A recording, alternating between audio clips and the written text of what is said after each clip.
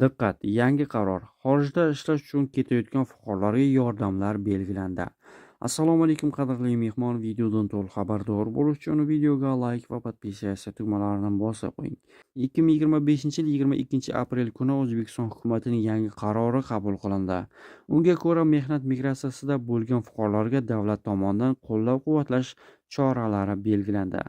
Xorijga ishlash tayyorlash markazi tashkil etiladi. Bu markazda yagona darcha uslubida barcha zarur xizmatlar bir joyda ko'rsatiladi. Masalan, hujjat tayyorlash, maslahat olish, test topshirish va hokazo. Arzon va qulay avtobus qatnovlari.